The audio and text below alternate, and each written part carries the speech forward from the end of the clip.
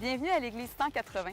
Si vous êtes ici pour la première fois, sachez que ça nous fait plaisir de vous accueillir et qu'on espère vraiment que votre expérience parmi nous sera des plus agréables.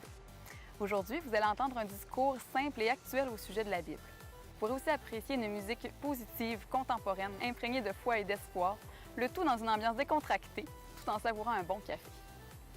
Les dimanches matins, nous offrons aussi un service à l'enfance afin que vos enfants aient du plaisir, soient en sécurité et que vous ayez l'esprit tranquille tout au long de l'événement. Pour ne rien manquer, suivez-nous sur notre page Facebook ou visitez notre site Web. Au nom de toute l'équipe de l'Église 180, bonne rencontre!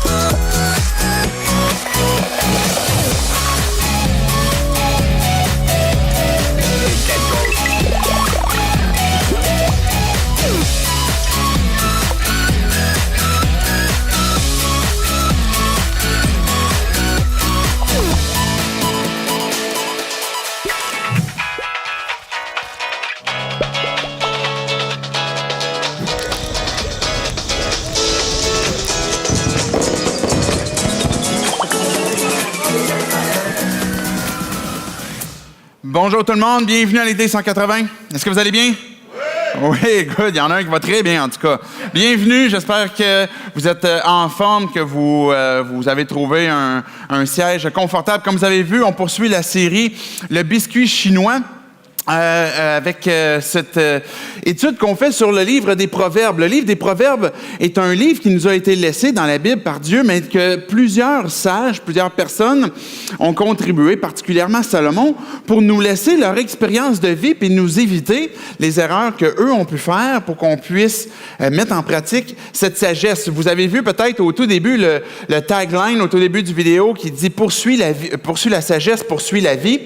C'est cette intention que l'on a que de pouvoir saisir cette sagesse qui nous est laissée pour qu'on puisse mettre en pratique ces choses dans nos vies qui vont nous permettre d'aller de l'avant avec et réussir selon la réalité que Dieu nous a laissée, selon que lui veut nous guider. Alors, ce matin, on voit un sujet qui fait suite un peu à celui de la semaine passée, c'est-à-dire la famille. La semaine passée, on a vu la famille et ce matin, ce qu'on va voir, c'est un sujet qui, chacun d'entre nous, vient nous toucher, vient nous rejoindre. C'est le sujet du couple, d'une relation de couple. Que vous soyez célibataire, que vous soyez divorcé, que vous soyez séparé, que vous soyez veuf, veuve, que vous soyez encore enfant, que vous n'êtes pas tout à fait prêt à être en couple, ce sujet de la relation conjugale nous touche chacun d'entre nous. À un point même que, en parlant, vous allez peut-être vous poser la question, est-ce que c'est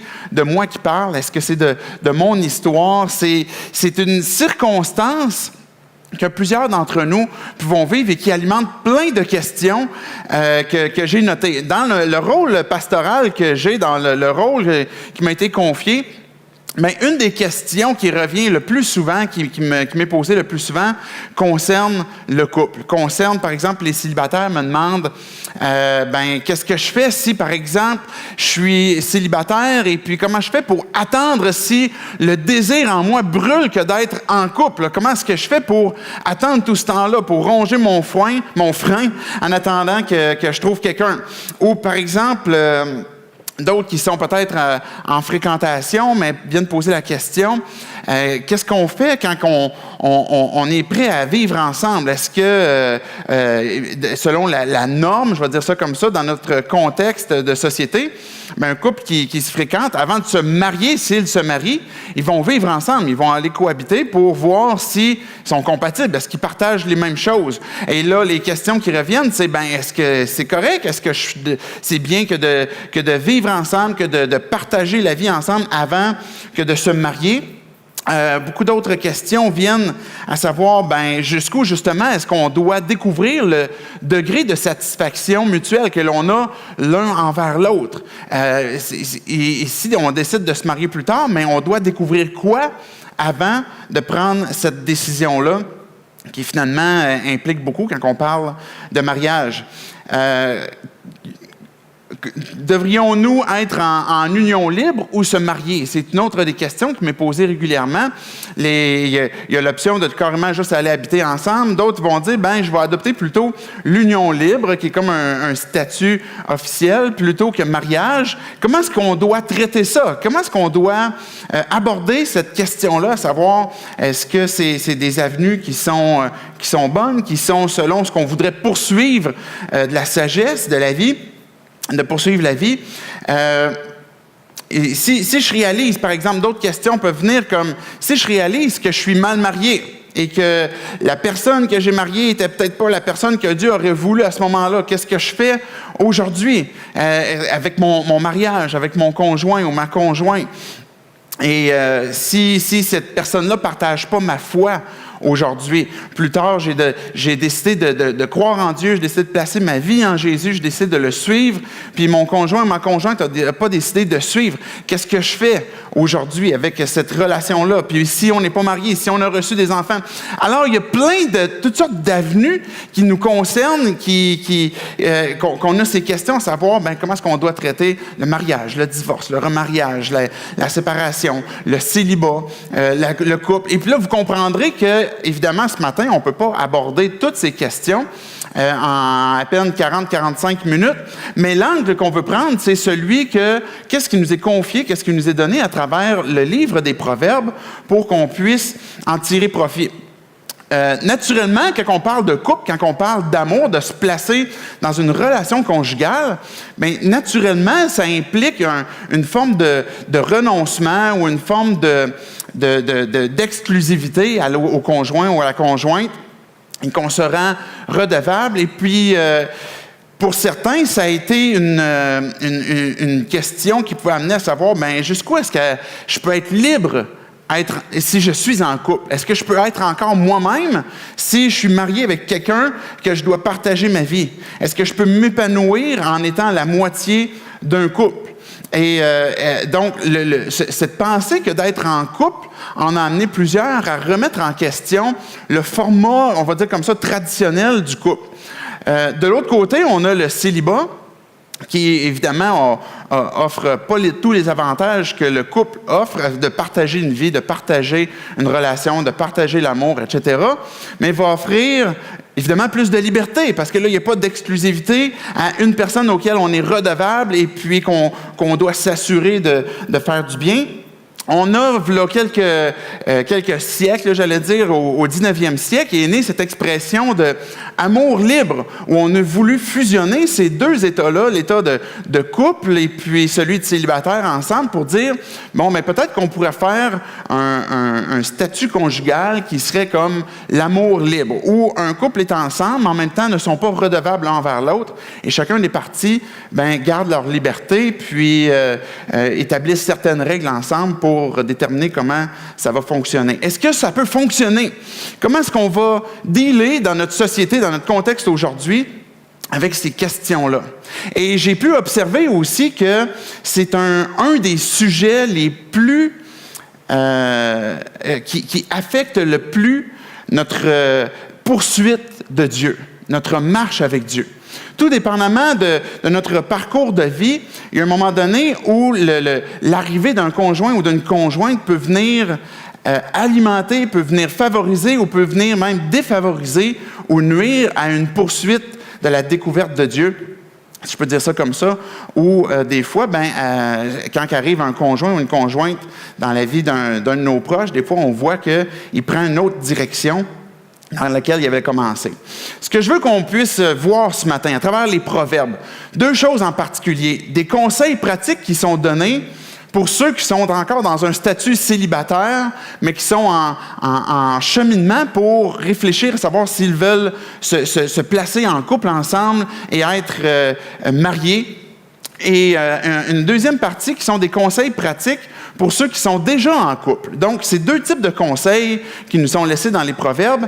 Et j'aimerais qu'on puisse conclure tantôt avec ce besoin que l'on a que de se savoir aimer d'abord et avant tout. Parce que ce savoir aimer, c'est pour mieux nous-mêmes aimer aussi. C'est la conclusion que je veux tirer de ce qu'on aura vu à travers le livre des Proverbes.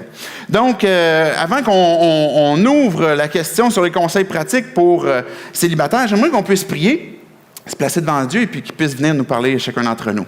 Dieu, on veut te dire merci parce qu'on a l'occasion ce matin de se lever, on a l'occasion d'entendre ce message de ta parole.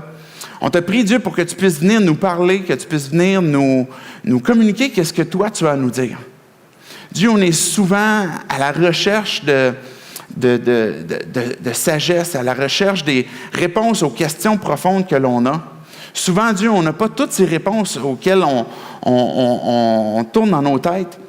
Mais je te prie que ce matin, tu puisses venir placer ton doigt dans nos vies, que tu puisses nous montrer ce que tu t'attends de nous, puis ce que tu aimerais nous donner comme réponse aux besoins que l'on a présentement, mais que surtout, qu'on puisse les mettre en pratique. Et c'est dans le nom de Jésus qu'on prie ces choses.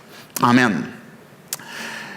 OK, donc, tout d'abord, le conseil pratique pour célibataires. Quand on regarde le livre des Proverbes, le livre des Proverbes va donner beaucoup de conseils ou de proverbes qui sont, que je vais appeler comme ça, préventifs. Je disais tantôt que c'est des sages, par exemple, comme Salomon, qui était lui-même un père, ou même une mère dans Proverbe 31 qui parlait à son fils, qu'on a vu la femme vertueuse, et que là, le père va parler à son fils qui est sur le point d'entrer dans la vie, qui est sur le point de faire ses choix, ou ce que tous ces embranchements de possibilités de choix vont se faire. Le père va communiquer ses conseils, va communiquer ses proverbes à ses enfants pour prendre les bons choix. Donc, quand on parle ce matin de conseils pratiques pour les célibataires, c'est vraiment comme justement dans des conseils préventifs. Si vous êtes marié, vous êtes déjà dans un statut conjugal en couple, marié, vous êtes engagés l'un envers l'autre, bien, ce type de conseils préventifs peuvent s'appliquer dans la mesure que ça sera peut-être des enseignements que vous pourrez donner pour vous-même, pour vos enfants, ou des applications qui seront indirectes. Je vais expliquer tantôt ce que je veux dire à travers ce type de conseils-là. Donc, première des choses, c'est des conseils qui sont préventifs. Et si vous êtes ici ce matin, vous écoutez ce message et puis vous êtes justement à la réflexion, bien, qu'est-ce que je dois tirer comme sagesse des proverbes pour faire le bon choix, pour voir comment est-ce que je peux saisir cette vie, cette réalité que Dieu place devant moi, puis me poser les bonnes questions sur le conjoint? Mais je vais poser 6 questions différentes qu'on va voir à travers les proverbes qui nous sont donnés pour faire ce bon choix. Proverbe 6, verset 20 à 22. La première des questions que j'aimerais qu'on se pose, que tu peux te poser, si tu es en couple ou si tu réfléchis à te marier, comment est la relation de ton conjoint ou ta conjointe avec ses propres parents? Regardez Proverbe 6, versets 20 à 22. « Mon fils, tiens compte des recommandations de ton père. Ne rejette pas l'enseignement de ta mère. Fixe-les pour toujours dans ton esprit. Garde-les comme une parure autour de ton cou et te guideront dans les allées et venues, et te protégeront dans ton sommeil, et dès ton réveil, te porteront conseil. » Ce texte-là, ce qu'il nous dit, et ça revient régulièrement dans les proverbes, c'est ce que tu as reçu de ta mère, ce que tu as reçu de ton père, garde-le. Il semble y avoir une relation étroite entre l'enfant et le parent qui reçoit ces enseignements-là, qui va honorer ce que ses parents lui ont donné. Ça peut être un bon indicateur comme question à se poser, comment la personne que je fréquente ou la personne que je vais fréquenter traite ses propres parents. Quel héritage, peut-être la question sous-jacente qui peut découler, c'est quel héritage est-ce que le contexte familial a laissé à la personne que je suis en train de fréquenter? Sa façon, par exemple, de voir le couple. Comment est-ce que les parents ont laissé l'héritage sur la perception sur le couple, sur la perception sur l'amour, la perception sur l'engagement aussi? Comment est-ce qu'il traite ses propres parents? Est-ce que cette personne que je fréquente, est-ce qu'elle va mépriser ses parents? Est-ce qu'elle va narguer ses parents? Est-ce qu'elle va se moquer des conseils, etc.? Tout cela peut être pas dans l'absolu, mais peut être un indicateur de ce qui peut se refléter plus tard. Donc, les proverbes nous montrent que la façon de retenir l'héritage communiqué par les parents est extrêmement important sur la suite de notre parcours de vie. Une autre question qu'on peut se poser est justement, quel est le parcours de vie de la personne que je fréquente? C'est quoi son parcours? Est-ce qu'elle a un pattern dans lequel la personne reproduit en bien ou en mal? Par exemple, si vous commencez une relation avec quelqu'un et vous commencez sans nécessairement vous fréquenter, mais vous commencez par un one night ou vous commencez par plutôt une approche physique, je vais dire comme ça, qu'il y ait sexualité ou non, et que par après, tu réalises que la personne était déjà peut-être semi en couple, et puis là, la personne a dit « je vais laisser cette personne-là, commence avec toi », mais ce type de pattern, si ça a été répété et ça se refait, on peut s'attendre que la façon que la relation commence, peut se terminer pour repartir un autre type de relation. Le parcours de vie d'une personne, des fois, peut être un indicateur à savoir comment est-ce que le début a commencé, quelle fin ça peut conduire et s'il y a un pattern qui se reproduit. Parfois aussi, quand on parle de parcours de vie, on pourrait peut-être négliger une personne aussi sur la base des épreuves qu'elle a vécues.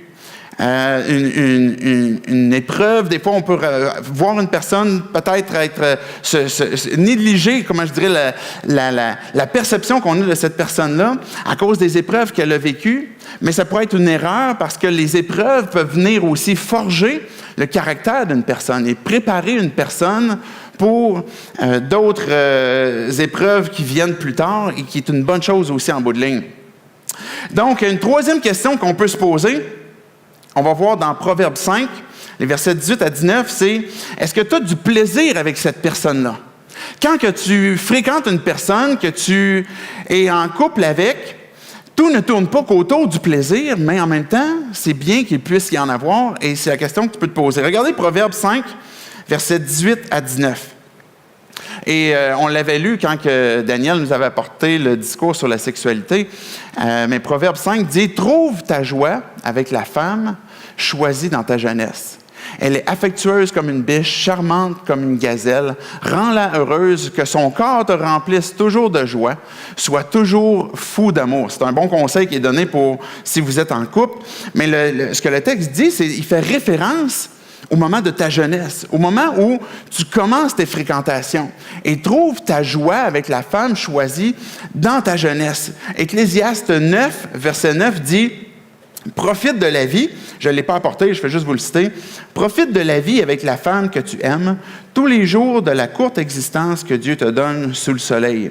Oui, ta vie est courte et c'est la part que tu reçois pour le travail que tu fais sous le soleil. » Encore là, c'est Salomon qui parle, puis il dit, profite de la vie avec la femme que tu aimes tous les jours de ta courte existence et cette femme-là que tu as choisie pendant quand tu étais dans ta jeunesse.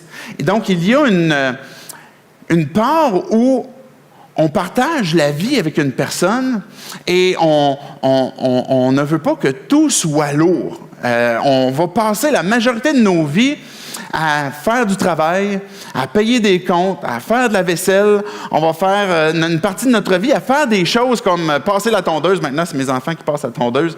Mais à faire des choses qui, des fois, peuvent être un peu pénibles, qui peuvent être un peu routinières, un peu lourdes.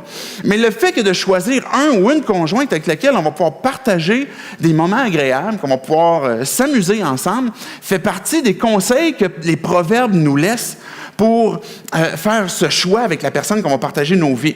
Je vais vous lire en rafale 4 proverbes qui mettent en garde d'une façon, je vais dire, négative, de faire le choix d'une personne qui peut avoir justement un caractère difficile. Les textes vont parler de femmes, dans le contexte où ce que la Bible a été écrite à ce moment-là, on pouvait parler particulièrement de femmes, mais je pense qu'on peut très bien appliquer homme ou femme. Si vous êtes une femme, vous voulez évidemment marier un homme, à ce moment-là, c'est les mêmes conseils qui s'appliquent. Regardez Proverbe 14, verset 1. « Une femme sage construit sa famille, mais une femme stupide peut la détruire. Il y a une mise en garde, il y a une femme sage va construire, va bâtir, mais aussi une femme qui ne met pas en pratique les choses qui peuvent bâtir, mais elle va détruire plutôt que de bâtir.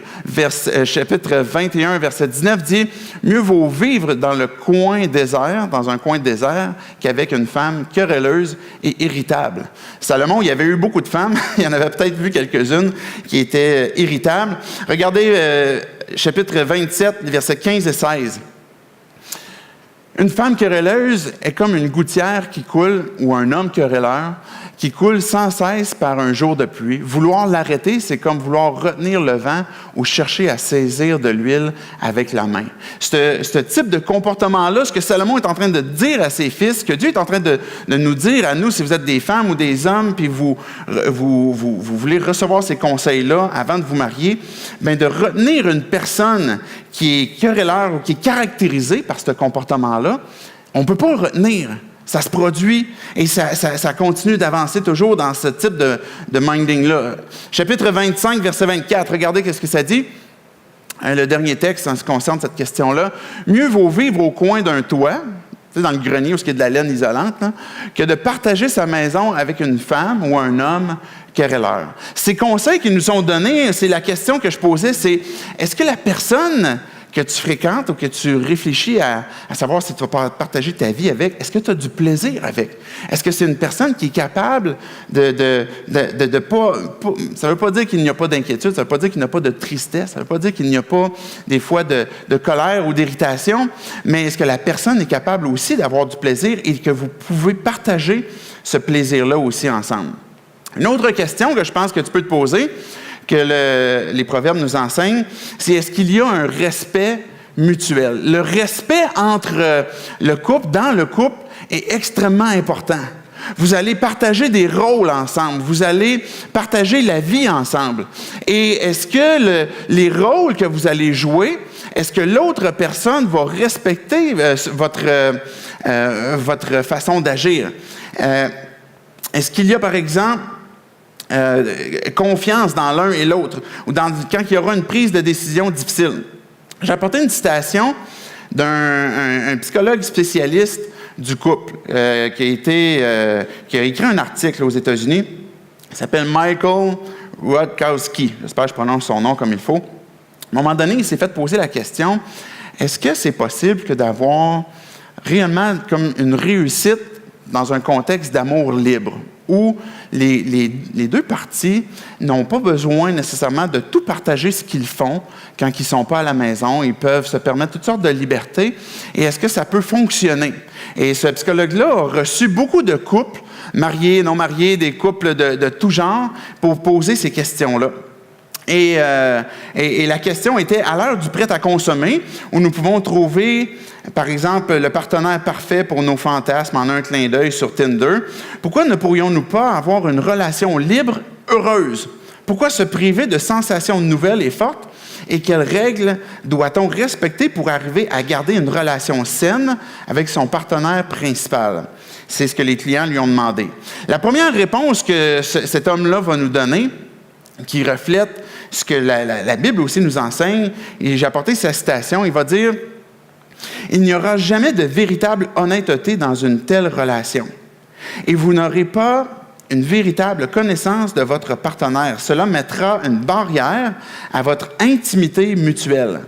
À la place, vous risquez d'avoir une relation fragile qui manquera de profondeur et sera tout en apparence. » Il est en train de dire que de ne pas avoir un respect avec une transparence, avec une honnêteté, va faire en sorte que si ça n'existe pas, il ne pourra pas y avoir une relation qui va durer, qui va être suffisamment solide, avec l'expérience des couples qu'il a vus.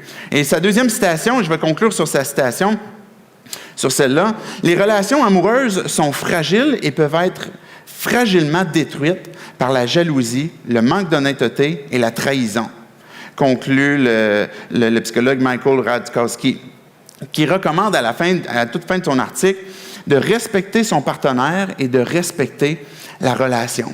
La question que je te pose, et si tu es prêt à fréquenter, si tu es prêt à partager ta vie avec une personne, c'est la question, c'est est-ce qu'il y a ce respect mutuel? Est-ce que tu fais confiance à l'autre personne? Est-ce que l'autre personne te fait confiance? C'est ce que la Bible, les prophètes nous enseignent, à savoir qu'il y a un respect même dans les rôles, si je vais plus loin avec ce que la Bible dit, dans les rôles qui nous sont confiés de part et d'autre. Et je vais conclure avec un dernier proverbe sur les conseils qui nous sont donnés si vous êtes célibataire. Proverbe 12, verset 4 dit « Une femme vaillante fait la fierté de son mari. Une femme indigne est comme un cancer qui ronge les os. » La question, c'est est-ce que c'est une belle personne? La personne, pas tant au sens physique, au sens, ça peut être une bonne chose, là, tant mieux si vous avez une personne que vous avez du plaisir à la regarder, mais au sens global, est-ce que la personne est une belle personne? Ses valeurs profondes, sa façon de parler, sa façon de se porter, sa façon d'aimer les autres, sa façon de servir les autres, sa façon d'honorer aussi les autres, ses critiques, de quelle façon est-ce qu'ils sont faits? Est-ce qu'il y a du mépris envers les autres? Toutes ces questions-là peuvent être observées assez rapidement quand on fréquente une personne, sans que ça prenne des années de cohabitation. Dans une fréquentation, je pense que ces questions-là, on posait la question au tout début, jusqu'à quel degré on doit rechercher la complicité, regarder ce qui fait qu'on va pouvoir être bien ensemble. Les proverbes nous donnent de ces questions qu'on peut réfléchir, à savoir comment évaluer la personne avec qui je m'apprête à passer ma vie. Le mariage comme tel est une alliance. Est une alliance qui est faite entre deux parties. Malachie, je vais juste vous le citer, je ne l'ai pas apporté. Malachie 2, verset 14 dit « L'Éternel a été témoin entre toi et la femme de ta jeunesse, à laquelle tu es infidèle, bien qu'elle soit la compagne et la femme de ton alliance. » Un mariage, c'est plus qu'un contrat. Si tu t'es marié, tu as fait plus qu'un contrat de mariage, tu as fait plus qu'une entente avec deux parties au sens de la loi, mais tu as fait une alliance, que ce soit au palais de justice, que ce soit religieux, cet engagement-là est fait devant Dieu. C'est ce que le texte de Malachie nous dit, où finalement il a été témoin de cette union-là. Quand on parle d'un mariage, c'est une alliance, c'est un partenariat. On devient des partenaires l'un envers l'autre et il y a un engagement. C'est trois ingrédients indispensables à un mariage. Cette alliance, ce partenariat et l'engagement aussi.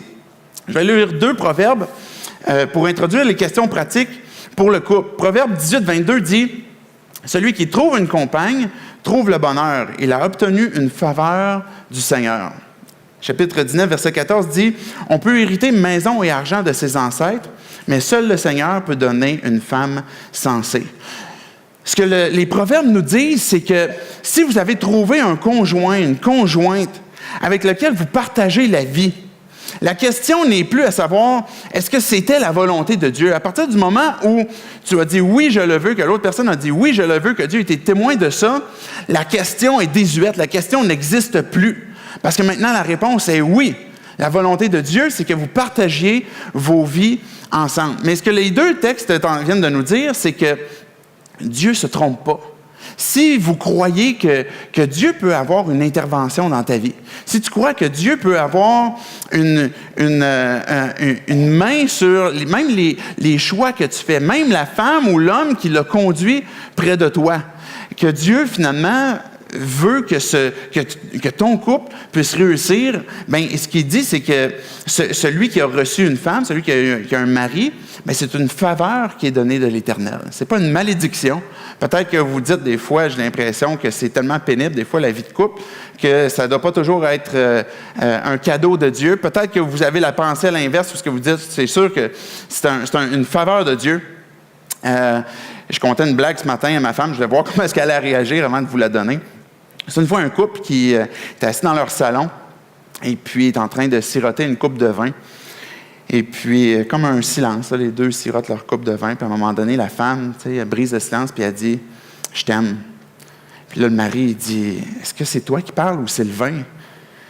Elle dit « C'est moi qui parle. Je parlais au vin. » elle est peut-être délicate, la tension que l'on peut avoir l'un envers l'autre, des fois, à un moment donné, avec le temps, peut s'établir ce type de silence-là, ce type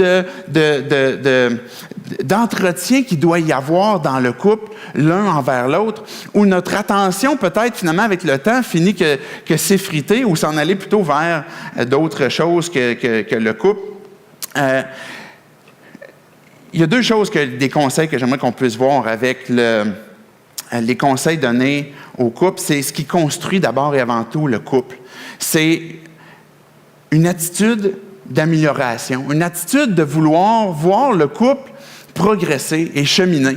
On a besoin de voir notre couple, si vous êtes marié, si vous êtes en couple, de voir comme un travail en cours, une amélioration continue.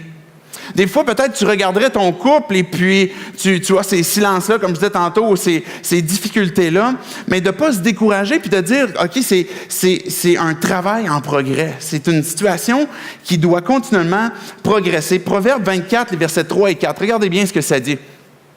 Il y a une image qui est faite avec l'idée de foyer, de couple, avec la maison. C'est par la sagesse qu'une maison est construite et par l'intelligence qu'elle s'affermit. C'est par la connaissance que les chambres se remplissent de toutes sortes de biens précieux et agréables. La comparaison qui est faite, on parle d'une maison qui est construite, qui est affermie et qui est remplie aussi. On parle d'une relation conjugale, on parle d'un foyer.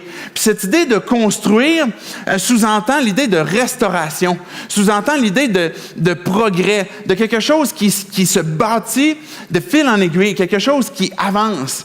C'est ce que les proverbes nous enseignent. La maison, elle est en train d'être construite, elle est en train de se bâtir par l'intelligence qu'elle s'affermit. La maison, l'idée d'affermir, c'est l'idée de placer en ordre. Les choses se placent tranquillement. Il y a des couples, des fois, qui sont des très jeunes couples, qui ça fait 1 an qu'ils sont ensemble, qui sont mariés, et puis que même des fois, dans la première année, ils vont se décourager puis dire, il me semble que c'était pas pantoute comment j'imaginais la relation de couple. Il me semble que c'est le fait de partager une vie ensemble, le fait de tout partager, le fait que lui, il réagit de même. On a un changement de saison dans nos vies, et puis là, les réactions ressortent, sont différentes. Beaucoup de jeunes couples se découragent parce qu'ils se disent, ben c'était pas ce que j'avais imaginé. C'était pas ce que j'espérais.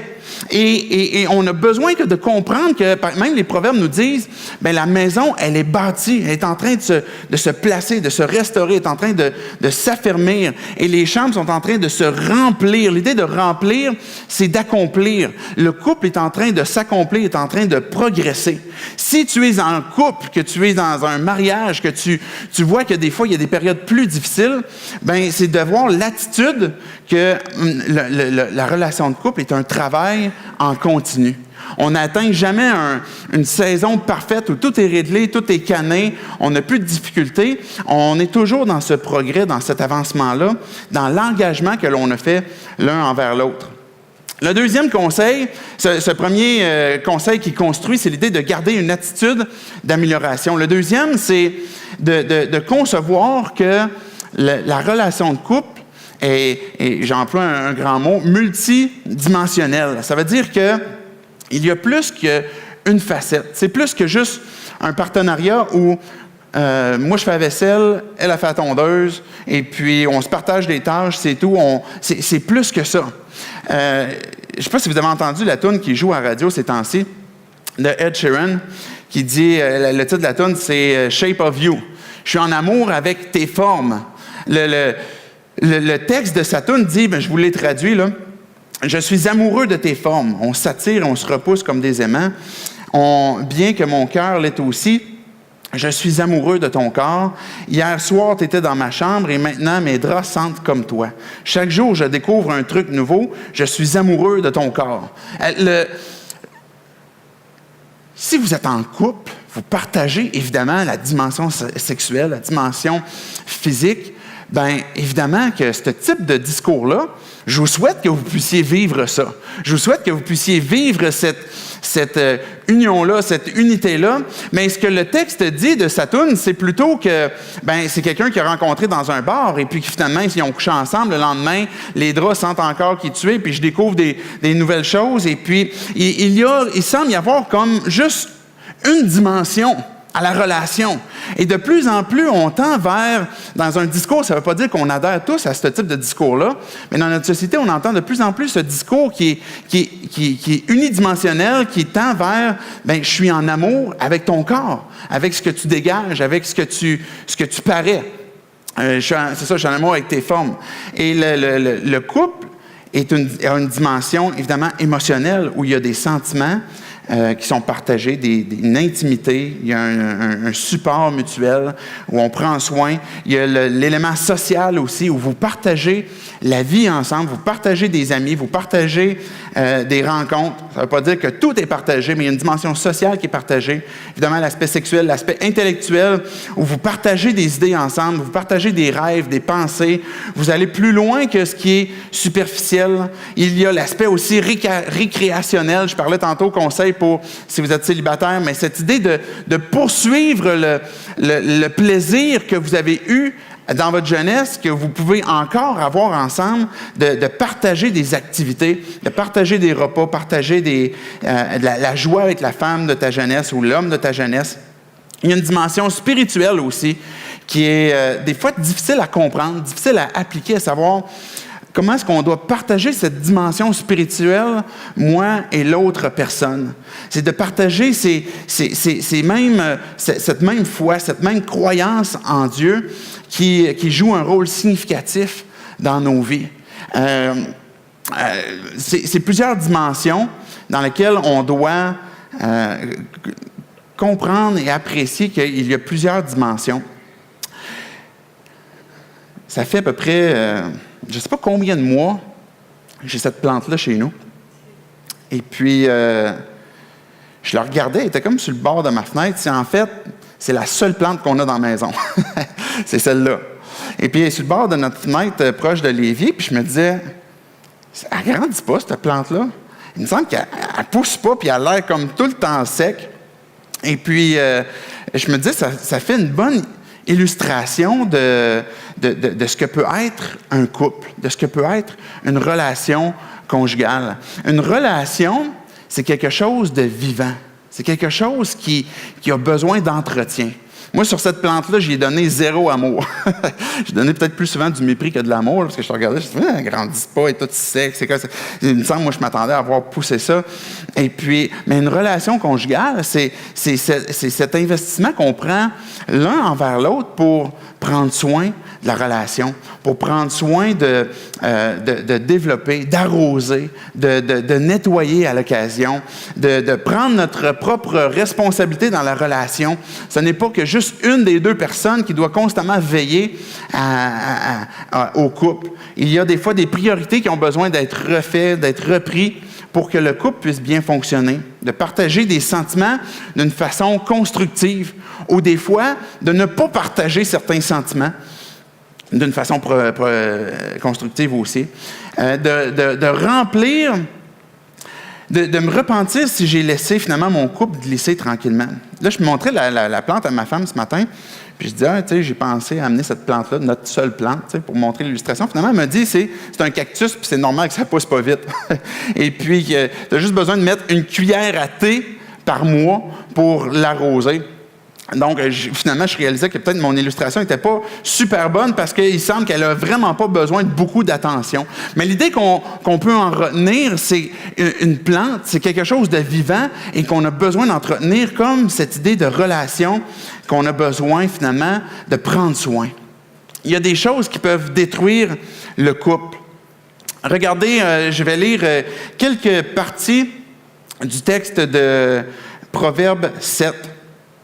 C'était Salomon qui regardait par sa fenêtre et puis il regardait un jeune homme qui s'en allait tranquillement. Et Salomon était par la fenêtre puis il regardait ce qui se passait dehors. Et puis là, il voit un jeune homme, ça dit dépourvu d'intelligence, d'expérience. Et puis là, il est en train de commenter à son propre enfant. Il dit, regarde bien ce qui est en train de se passer. Regarde bien ce qui est en train de se passer. Il passait dans la rue près de l'angle où se tenait une de ses femmes. Et il prenait le chemin de sa maison.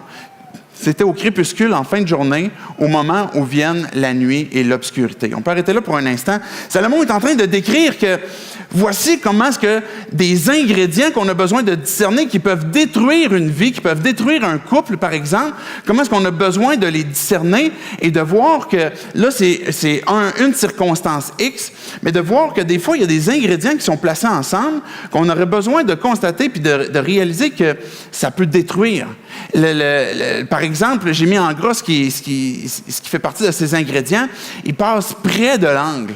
Comme si, finalement, il est un peu au-dessus de ses capacités. Et puis, il a tellement confiance en lui qu'il passe près.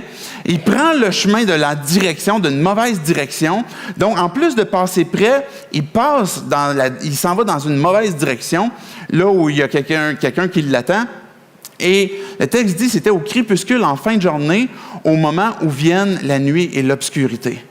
Il y a des ingrédients comme ça qui, pour Salomon, est en train de dire à son fils, tu vois-tu les ingrédients qui sont dangereux et qui peuvent détruire? On peut poursuivre rapidement. Le verset 10, qui était une femme prostituée qui est venue à sa rencontre habillée comme une prostituée. Elle l'a agrippée et embrassée et elle lui dit, viens, enivrons-nous d'amour jusqu'au matin, livrons-nous aux jouissances de la passion. Et là, Salomon poursuit son commentaire à son fils en disant, il s'est laissé absorbé par ce que sa vue pouvait lui donner, par ce que la Bible appelle la convoitise des yeux. Quand que Satan est venu pour tenter Ève comme Adam, il a commencé par justement regarde qu'est-ce que c'est, regarde qu'est-ce qu'il en est. Et elle l'a agrippé, il s'est laissé embrasser et puis s'est laissé convaincre aussi, tranquillement, à ses discours. Ce que ce texte-là nous donne, ce que ce texte-là nous dit, c'est qu'il y a ce discernement qu'on a besoin d'avoir pour nos propres vies, pour nos propres couples, de qu'est-ce qui détruit, qu'est-ce qui peut bâtir.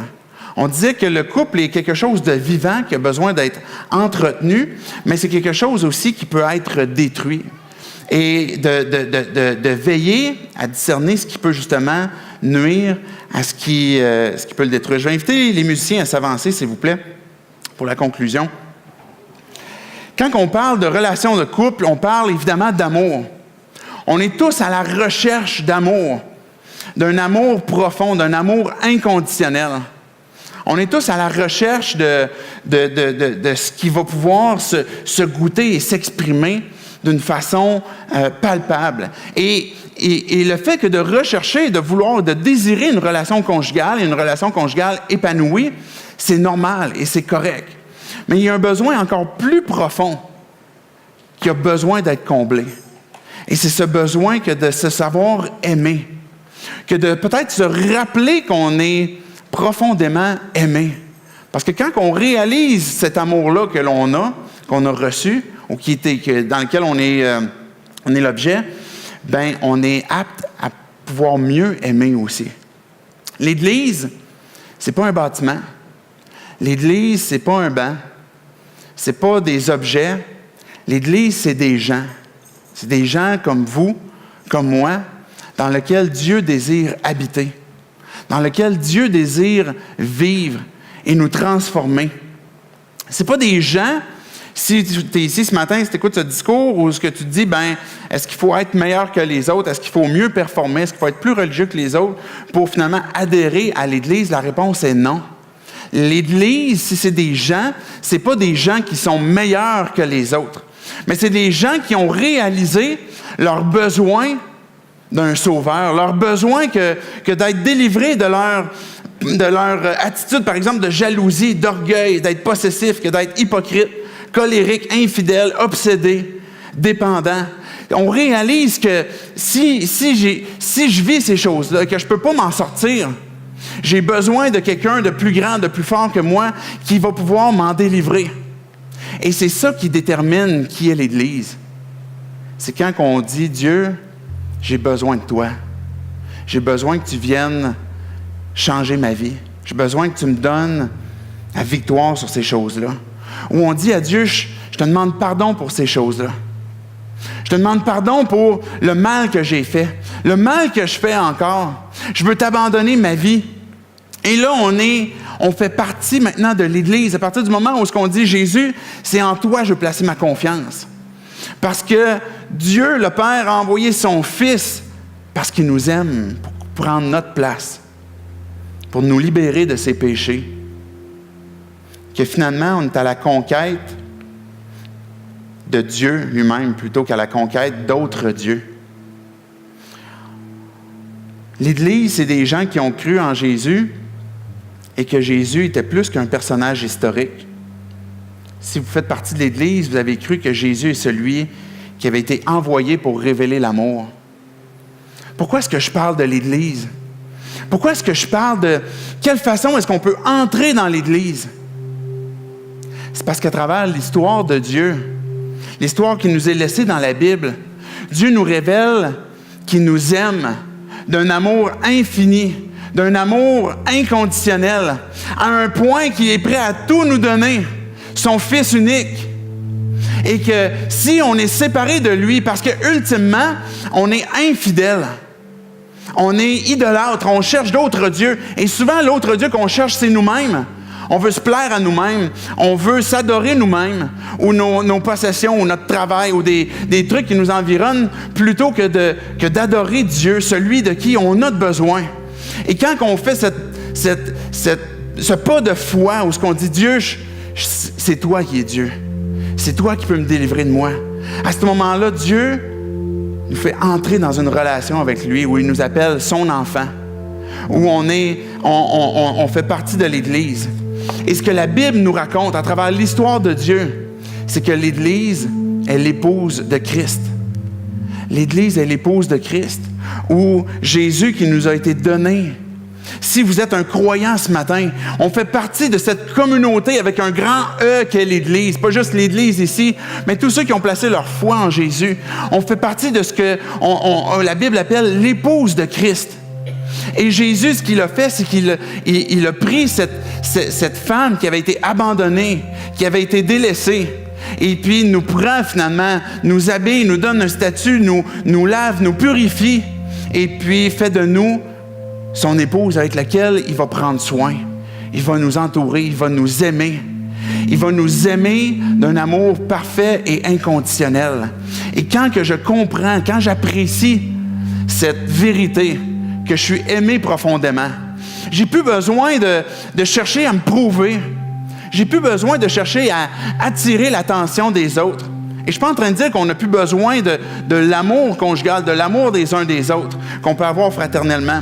Mais c'est qu'il y a ce besoin ultimement qui est comblé, où finalement, Dieu, c'est lui qui nous donne cet amour-là.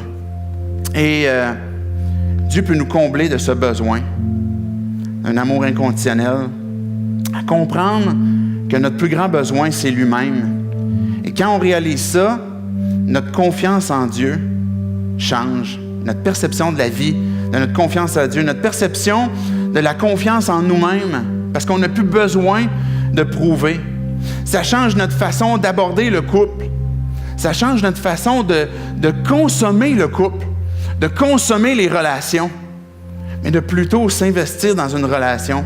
Ça change notre façon de recevoir plutôt et de contribuer.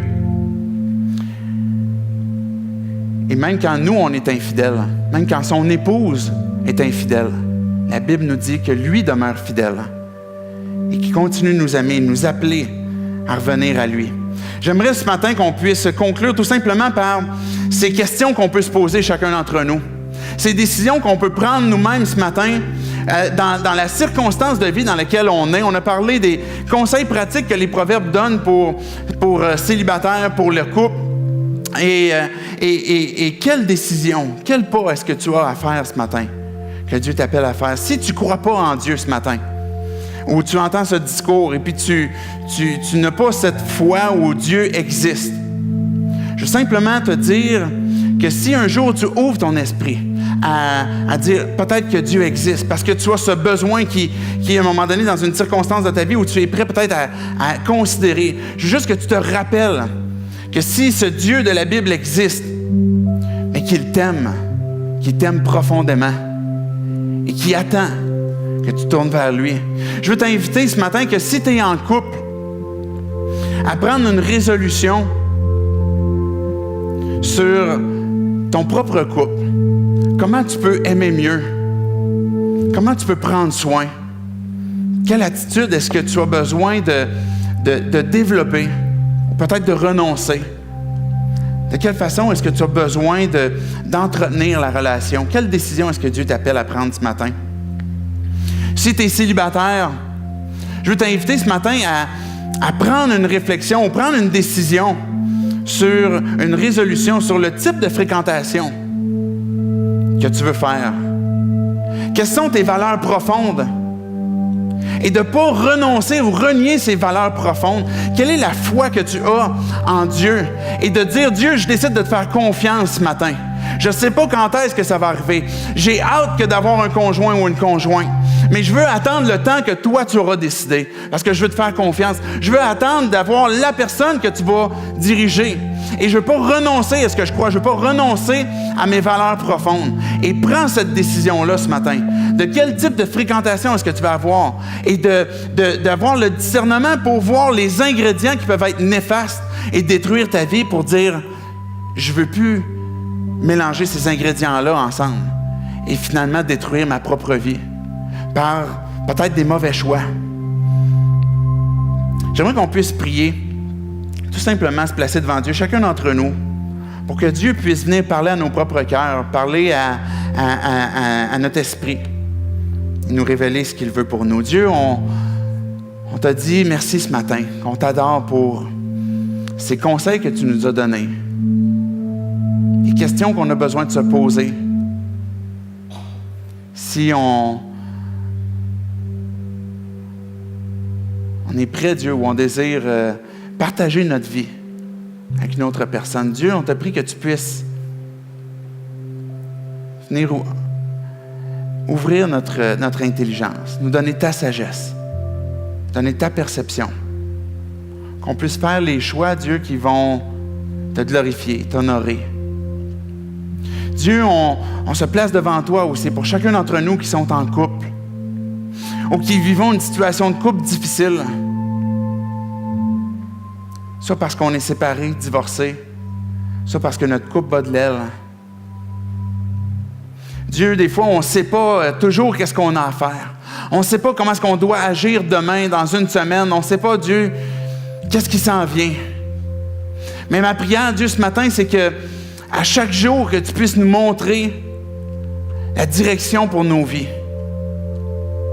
Pour qu'on puisse restaurer, qu'on puisse bâtir, qu'on puisse renouveler ces relations qui ont besoin d'être renouvelées. Restaurer ces relations qui ont besoin d'être restaurées. Dieu, on veut s'engager avec toi, à t'honorer à travers ces relations. Tu nous as montré, Dieu, que ton désir, c'est de t'aimer, premièrement, d'aimer notre prochain. On a besoin de toi, Dieu. On a besoin que tu viennes nous montrer, que tu viennes nous remplir de qui tu es pour qu'on puisse aimer comme toi tu aimes. Merci de nous rappeler, Dieu, que ton amour est inconditionnel envers nous. C'est dans le nom de Jésus-Christ qu'on prie ces choses. Amen.